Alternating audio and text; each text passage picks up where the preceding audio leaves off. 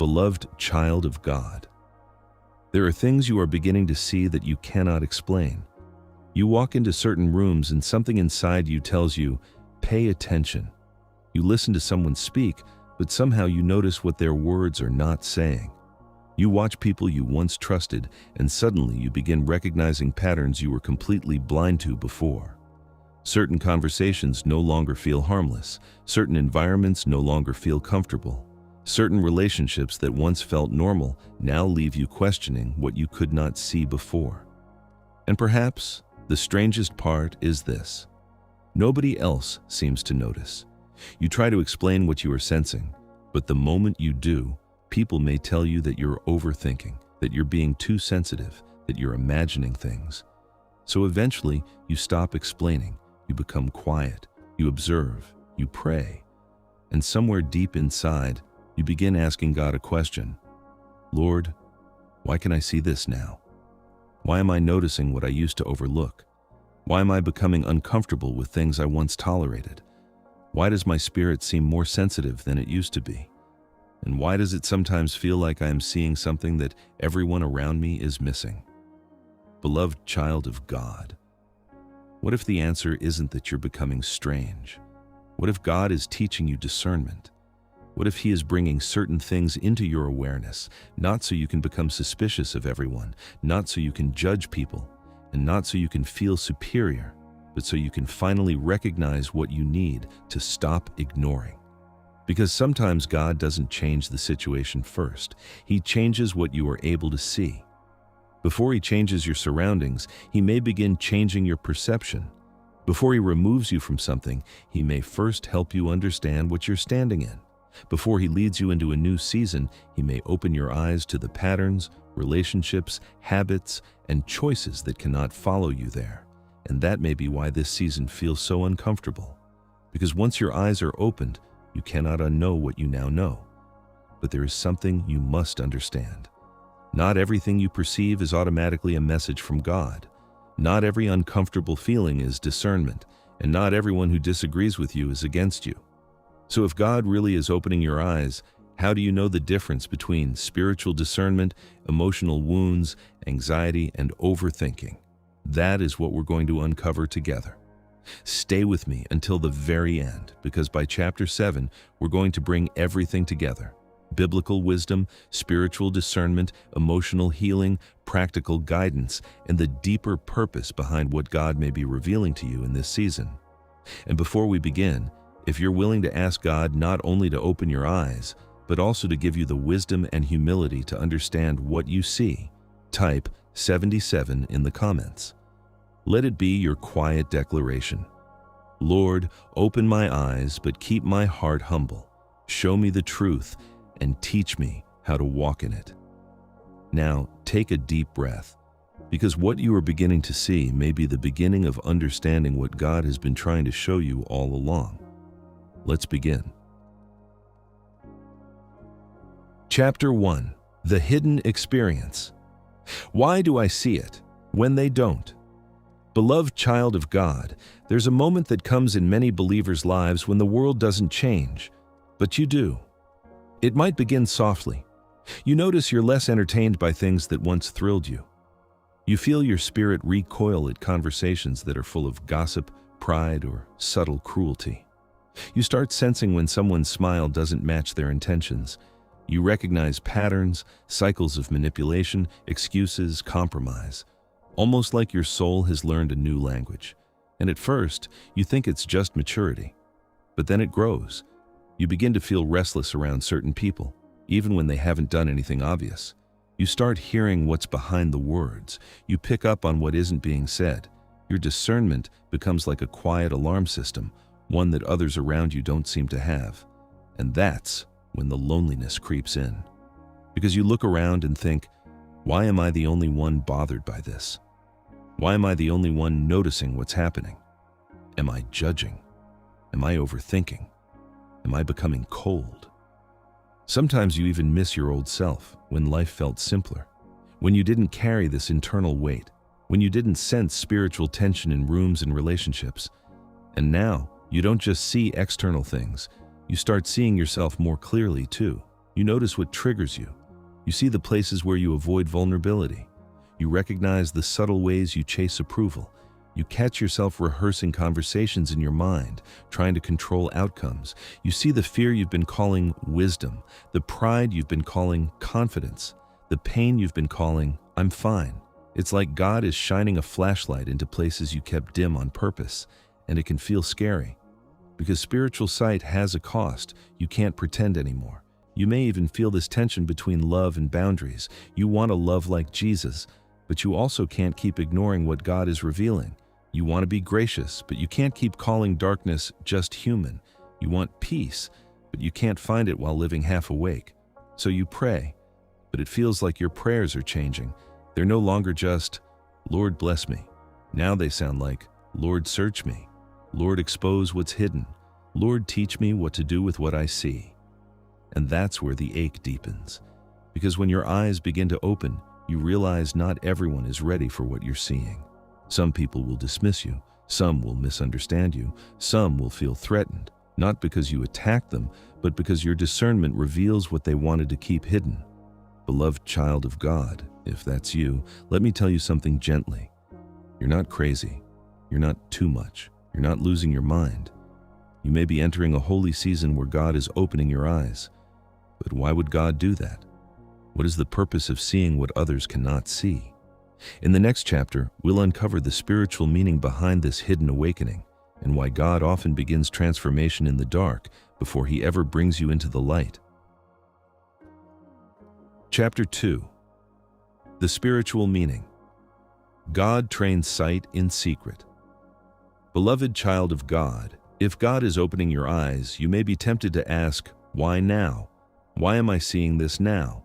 Why am I becoming uncomfortable with this now? Why am I recognizing these patterns now? Why didn't I see them before? And perhaps the answer begins with something simple. God often prepares you in places nobody else can see. Spiritual sight rarely begins with fireworks. Sometimes it begins with quiet separation. Not necessarily physical separation. You may still be living in the same house, working the same job, going to the same church, talking to the same people. But internally, something has shifted. You are beginning to see differently. Things that once felt normal begin to feel heavy. Things you once tolerated begin to challenge your conscience. You can still love people, but you can no longer pretend that everything is healthy. You can still be kind, but you are becoming more careful about what you allow into your life. And you may wonder if something is wrong with you. But what if God is simply changing what you can tolerate because he is changing what you are becoming? There was a time when certain compromises didn't bother you as much, certain conversations didn't trouble you, certain friendships didn't seem dangerous, certain habits felt small enough to ignore. But now something inside you says, I can't keep doing this. Not because you believe you're better than anyone, not because you've become perfect, but because your conscience is becoming more sensitive to what you once ignored. Romans 12:2 says, be transformed by the renewing of your mind. Notice that transformation involves the mind. God doesn't only change what you do, he changes how you think. And as your thinking is renewed, your perception begins to change. You start seeing consequences where you once saw only temporary pleasure. You start recognizing patterns where you once saw isolated incidents. You start recognizing the difference between something that feels good for a moment and something that produces lasting peace. You begin asking a different question. Instead of asking, how does this make me feel right now? You begin asking, where is this taking me? That's a different kind of sight, because spiritual maturity isn't only about seeing what is happening. It's learning to recognize where something is leading. And sometimes God opens your eyes because he is answering a prayer you don't even remember praying. Maybe you once asked God to make you wiser. Maybe you asked him to help you stop repeating the same mistakes. Maybe you asked him to break unhealthy cycles. Maybe you asked him to heal you. Maybe you asked him to help you become spiritually mature. And when God begins answering prayers like those, the answer may not always feel comfortable. Because before God heals something, he may help you recognize it. Before you can break a pattern, you have to see the pattern. Before you can leave denial, you have to recognize that you've been living in it. Before you can change direction, you have to become aware that you're walking the wrong way. Awareness can be painful, but awareness can also be mercy. Think about a seed. When you look at the ground, you may see nothing, no leaves, no branches, no fruit, no evidence of growth.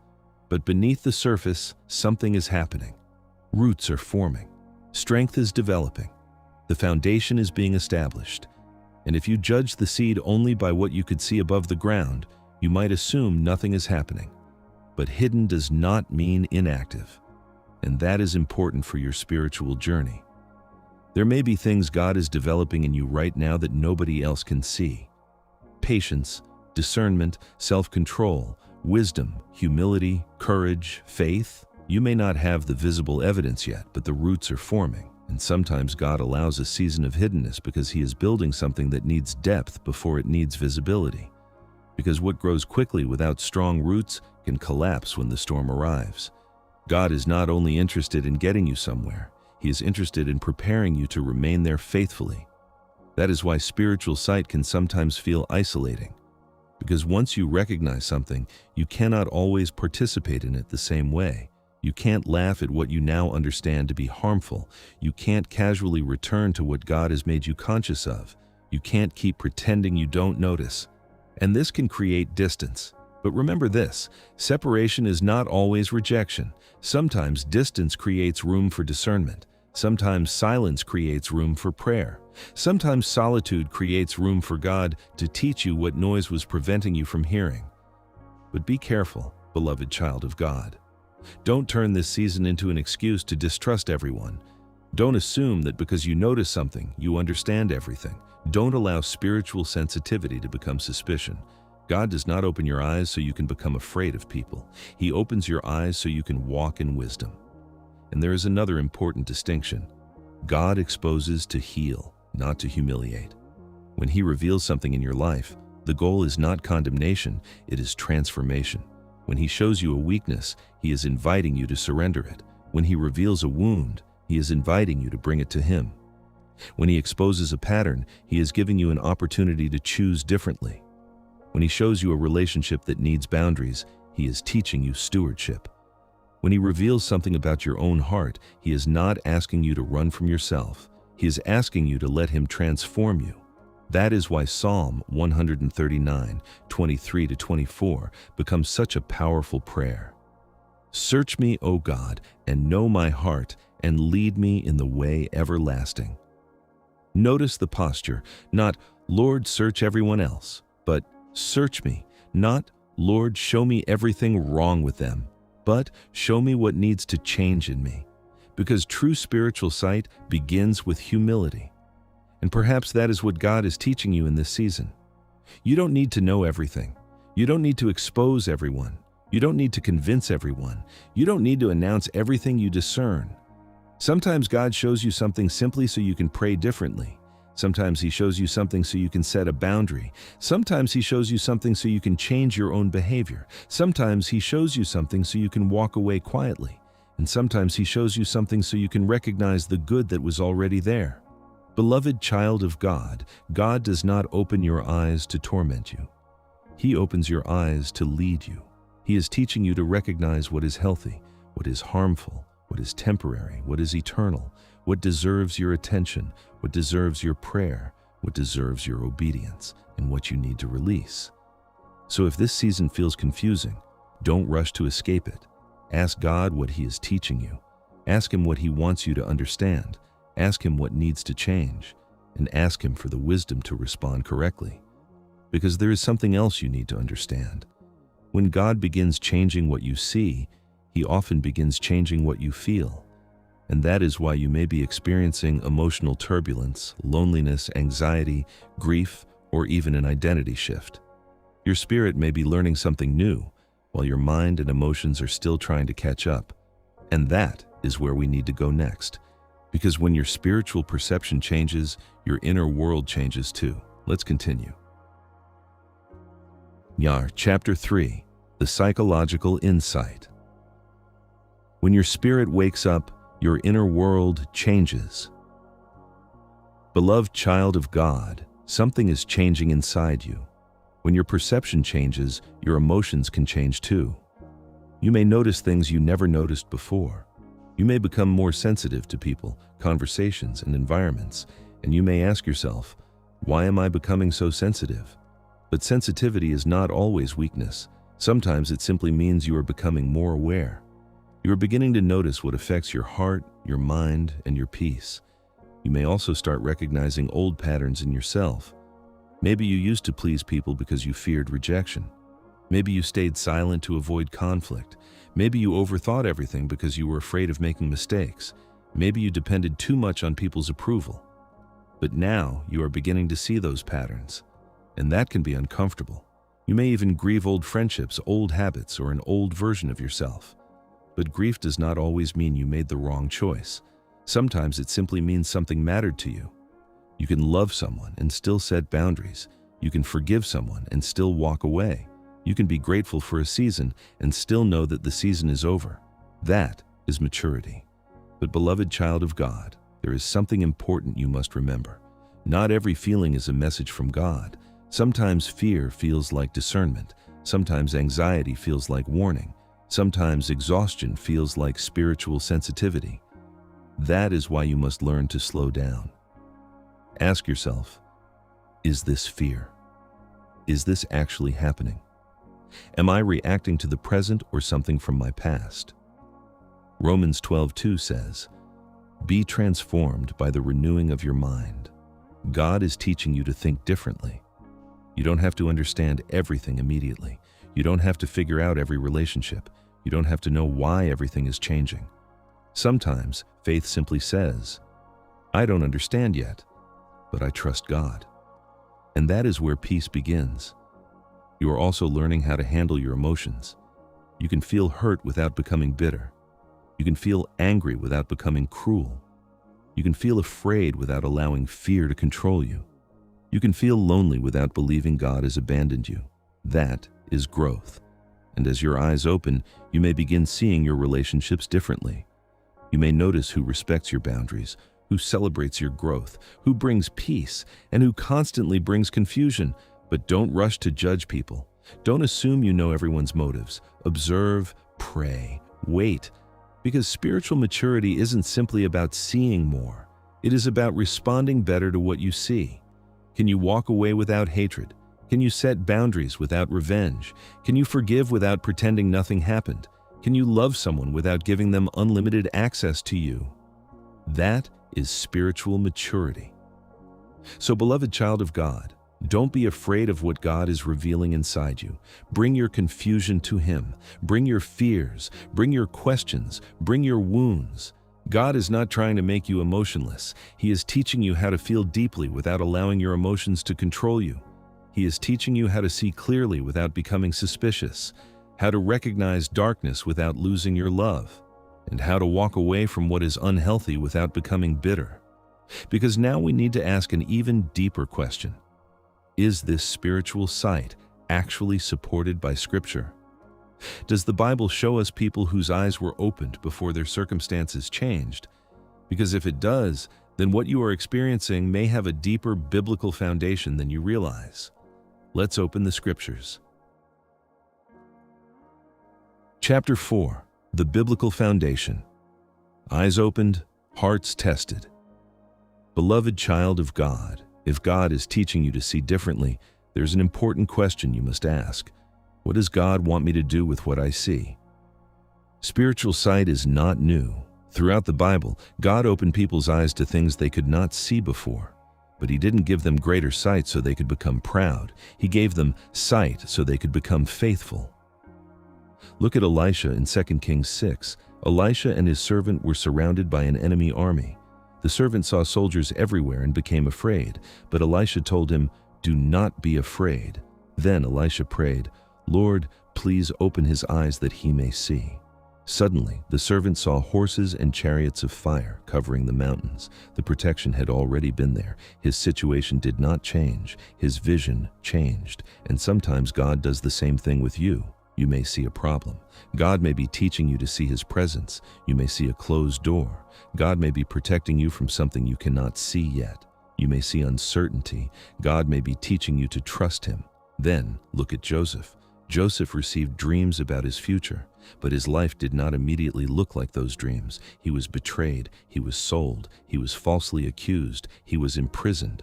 For years, everything looked opposite to what God had shown him. But God was preparing him. Joseph learned patience, he learned responsibility, he learned how to remain faithful when nobody was watching. Sometimes God gives you a vision before he gives you the position. He gives you awareness before responsibility. He gives you the dream before the preparation is complete. Then there is David. David was anointed to become king, but he did not become king immediately. He returned to the fields. He faced Goliath. He experienced difficult seasons. He spent time in the wilderness. He was even pursued by people who wanted to harm him, but God was preparing him. David teaches us something important. Being chosen does not mean being rushed. The waiting season can still be part of God's plan. Then there is Moses. Moses wanted to solve a problem through his own strength, but afterward, he spent years in the wilderness. Before God used him to lead Israel, God first prepared him in the desert. Sometimes you ask God to change your situation, but God may be using that situation to change you. You ask for deliverance. God may be developing endurance. You ask for influence. God may be developing humility. You ask for the next chapter. God may be preparing you for it. Then we see Elijah. Elijah became exhausted and afraid. And notice how God responded. God gave him rest. God gave him food. God allowed him to recover. Then God spoke to him. This reminds us that God does not always reveal things through dramatic moments. Sometimes he speaks through stillness, through scripture, through prayer, through quiet conviction. Sometimes you simply need to slow down enough to hear him. And then there is Jesus. Jesus saw what other people often missed. He saw faith where others saw an outsider. He saw hypocrisy beneath appearances. He saw potential in ordinary people. He saw purpose in people others had rejected. But Jesus never used his discernment to become cruel. His discernment was connected to truth and love.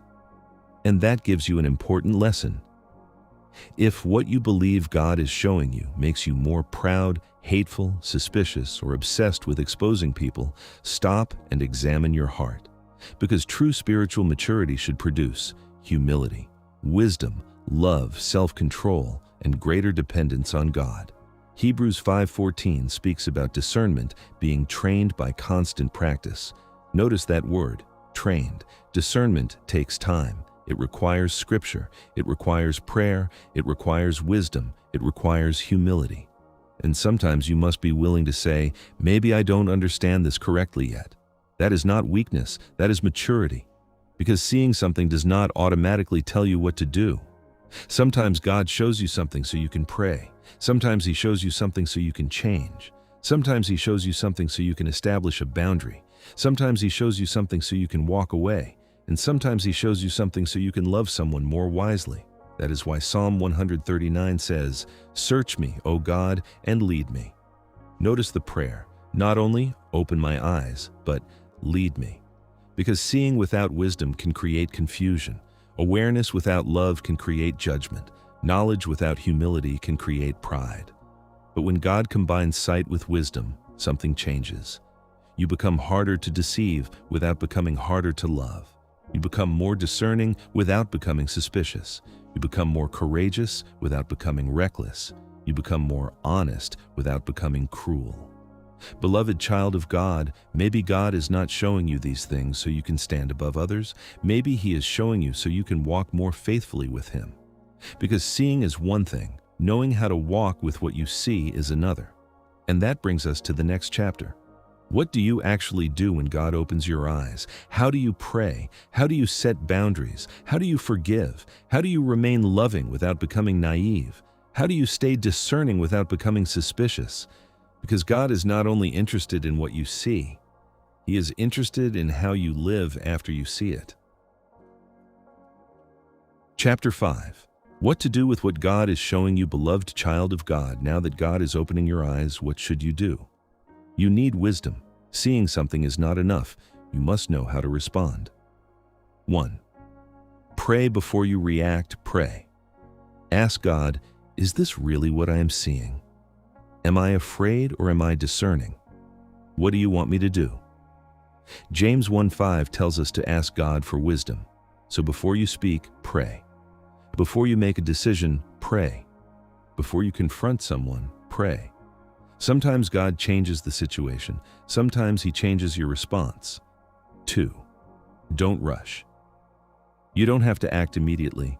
Some things need prayer. Some things need time. Some things need boundaries. Sometimes you simply need to step back and watch, wait, pray, observe.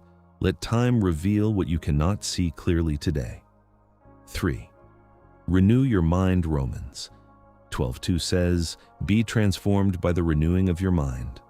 When you start noticing more, you may begin thinking too much. You may replay conversations. You may question people's actions. You may worry about what will happen next. Don't let discernment become anxiety. Read scripture, pray, worship, guard your thoughts. A renewed mind helps you see clearly without becoming overwhelmed. 4. Set boundaries. Sometimes God shows you that a relationship needs a boundary. Remember, love does not mean unlimited access. You can forgive someone and still keep your distance. You can love someone and still say no. You can care about someone without allowing them to hurt you repeatedly. Boundaries are not hatred. Boundaries are wisdom. 5. Let God show you yourself. When God opens your eyes, don't only look at other people, look at yourself too. Ask, what is God trying to change in me? Maybe it is pride, maybe it is fear, maybe it is bitterness, maybe it is people-pleasing. Psalm 139 says, "Search me, O God." Sometimes God is not saying, look at them. Sometimes He's saying, look at your heart. 6. Forgive. Sometimes what God reveals will hurt. You may discover betrayal. You may discover broken trust. You may discover that someone was not who you thought they were. But don't allow that pain to control your future. You can forgive. You can keep your boundaries. You can learn the lesson, and you can move forward. Let God heal what you have discovered. 7. Don't isolate yourself. Don't become so focused on darkness that you stop seeing the good. Don't become so afraid of being hurt that you stop loving people. God is not opening your eyes so you can live in fear. He wants you to become wiser, stronger, more loving, more compassionate. So encourage people, show kindness, pray for others, keep your heart open to healthy relationships.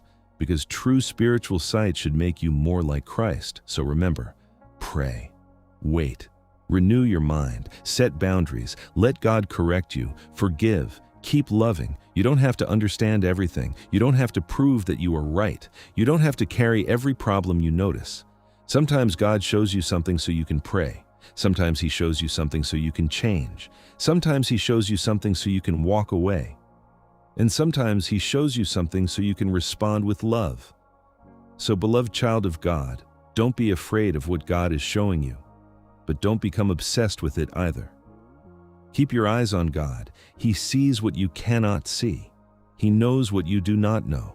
And He sees the whole picture when you only see one part. You don't have to carry the whole picture. Trust the one who does. And perhaps what you need now is not another answer, not another sign, not another explanation.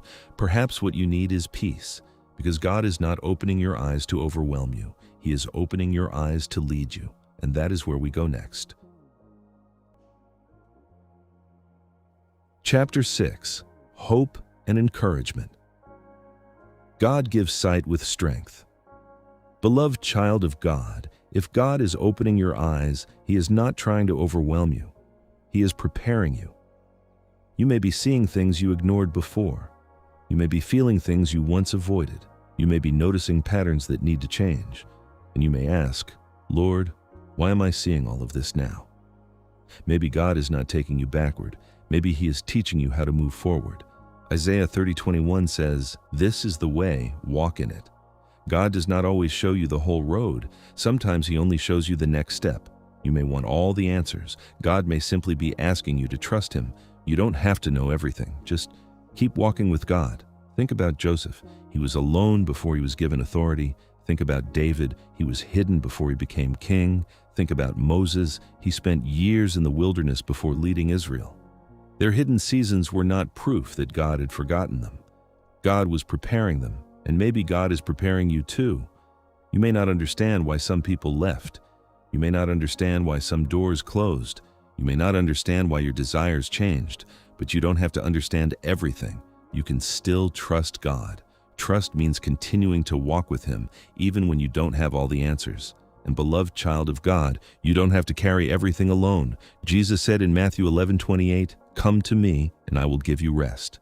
Jesus doesn't say, "Come when you understand everything." He simply says, "Come to me." Come when you are tired. Come when you are confused. Come when you are afraid. Come when you need peace. Come when you need wisdom. Sometimes rest doesn't mean the problem disappears. Sometimes rest means you stop trying to control everything. You stop forcing doors. You stop chasing answers. You stop trying to make everyone understand you. And you give what you cannot control to God. You can forgive someone without going back to the same unhealthy situation. You can care about someone without giving them unlimited access. You can pray for someone without carrying their problems. You can see darkness without allowing it to enter your heart. So if you don't have all the answers, that's okay. You can say, "I don't know everything, but I trust God.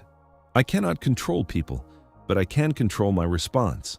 I don't understand everything, but I can ask God for wisdom." That is not weakness, that is surrender. And surrender is strength, but be careful. Don't let discernment become suspicion. Don't let wisdom become bitterness. Don't let boundaries become hatred. Don't let past pain make you believe everyone is dangerous. Because God is not only opening your eyes to see darkness, He is also helping you see the light. You may begin to notice genuine love, kindness, faithfulness, humility, people who support your growth, people who respect your boundaries, people who tell you the truth with love. That is also discernment. Discernment is not only seeing what is wrong, it is also recognizing what is good. And maybe your questions are changing. Instead of asking, "Why am I seeing so much?" you begin asking, "God, what should I do with what I see?" Instead of asking, "Why am I changing?" you ask, "God, what are you teaching me?" Instead of asking, "Why don't they understand me?" you ask, "Lord, how do you want me to walk?" That is maturity. You don't have to make everyone understand your journey. You only need to walk faithfully with God. So breathe, beloved child of God. You don't have to figure everything out today. You don't have to understand every relationship. You don't have to know what tomorrow will bring. Just keep walking. Keep praying. Keep your heart soft. Keep your mind renewed. Keep your boundaries wise. Keep your eyes on Jesus. If God is opening your eyes, He will also teach you how to carry what you see. Slowly, wisely, humbly, faithfully. And now we come to the final question. What is God preparing you to become? Why has He opened your eyes? What is He developing inside you? And what does this mean for your purpose? That is where everything comes together. In the final chapter, we will discover what it means to see clearly, walk wisely, and keep a soft heart before God. Let's go there now. Chapter 7, The Fulfillment. Eyes that see are hearts God can trust. Beloved child of God, now everything comes together. You started by asking, "Why am I seeing things differently? Why are you noticing things you ignored before? Why do some people and places feel different? Why are some things harder to accept?" Maybe the answer is simple. God is changing what you see because He is changing you.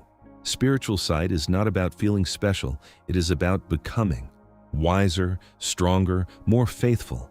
As your eyes open, you may begin to see unhealthy relationships, wrong habits, fear, pride, things you once accepted. But God is not showing you these things to frighten you. He is showing you so you can become free. Jesus said, "You will know the truth, and the truth will set you free." Sometimes freedom begins when you admit, "This is not good for me." Sometimes you must stop pretending. Sometimes you must allow God to change old patterns.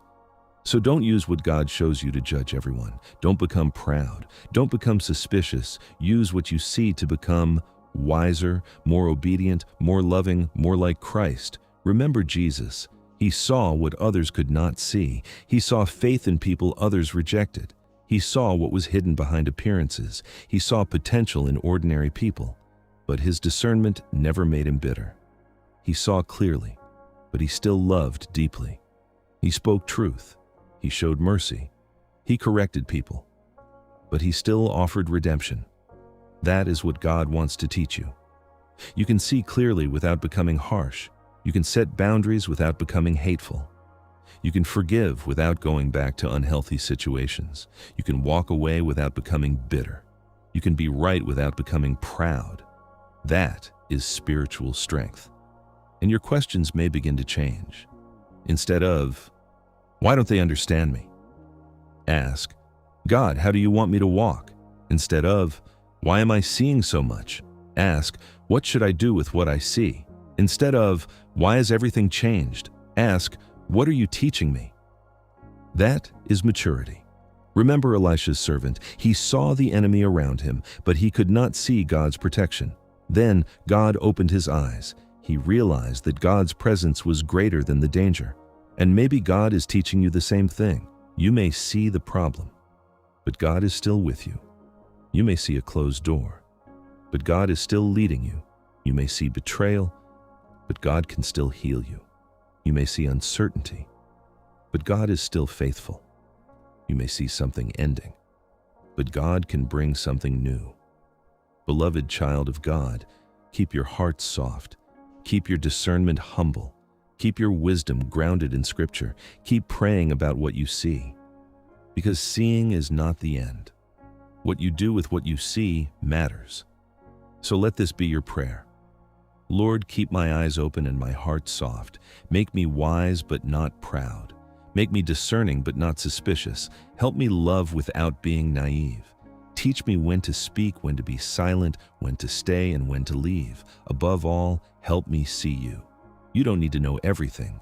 Trust the one who does. You don't need everyone to understand you. Stay faithful to God. You don't have to carry everything you see. Give what you cannot control to Him. Beloved child of God, if you feel different, don't be afraid. Don't rush. Keep walking. Keep praying. Keep your heart soft. Keep your mind renewed. Keep your eyes on Jesus. And remember your 77, not as luck, not as hype, but as your personal declaration. Lord, finish your work in me. Give me spiritual sight and the courage to live by it. Because the greatest miracle may not simply be that your eyes are opening. It may be that God is teaching your heart how to respond. You are becoming wiser without becoming bitter, stronger without becoming harsh, more discerning without losing compassion, harder to deceive without becoming harder to love. That is transformation. Beloved child of God, your eyes are opening, not to make you afraid, but to make you free, not to make you suspicious, but to make you wise, not to make you feel superior, but to make you humble, not to expose everyone, but to allow God to transform you. And the God who opened your eyes will also guide your steps. So keep walking, keep praying, keep your heart soft, keep your eyes on Jesus. You may not see the whole road, but you don't need to. You only need to trust the one who knows where it leads. God is with you. God is ahead of you, God is around you, and God is working, even when others cannot see it.